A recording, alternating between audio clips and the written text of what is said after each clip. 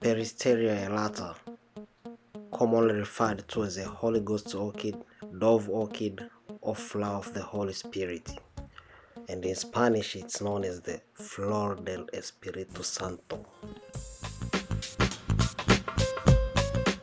The word peristeria is derived from Greek, which means dove, and this is due to the shape of a dove which appears in the center of the flower when it opens up. Peristeria elata is a national flower of Panama, even though it can be found in Costa Rica, Colombia, Ecuador, Venezuela, and some Central American countries. The plant has been extremely overcollected on its natural habitat. Due to overcollection, it's now labeled as threatened. The plant is characterized by long pleated leaves which emerge at the top of a large round pseudobulb. It has a very pronounced pseudobulb at maturity. The flower spike also emerges from underneath the pseudobulb. The flower spikes can be very tall. Some of them have been known to be 4 feet tall, but 3 feet is just common. And the flowers will start be bearing at the very top, at the apex end of that spike. To successfully grow peristeria, you need to consider light, temperature, humidity, and water.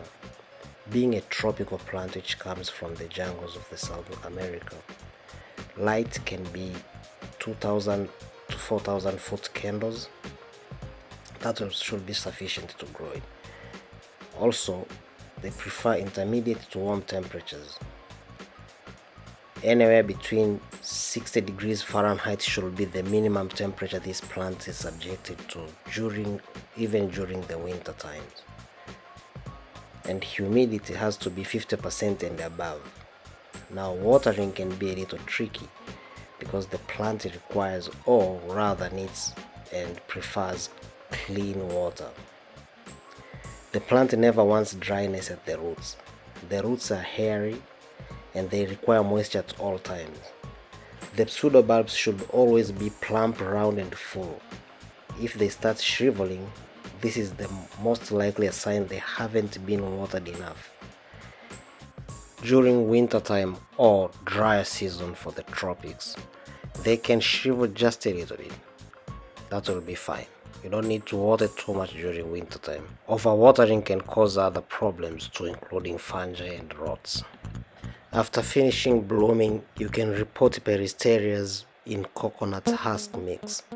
Just make sure you mimic or resemble something which can be grown terrestrially. This is a very beautiful plant, and also it's considered rare. The genus Peristeria has only like 22 species, and some of them are super rare plants. So they are really valuable, and when you get one, take good care of it and make sure it doesn't wither away and dies.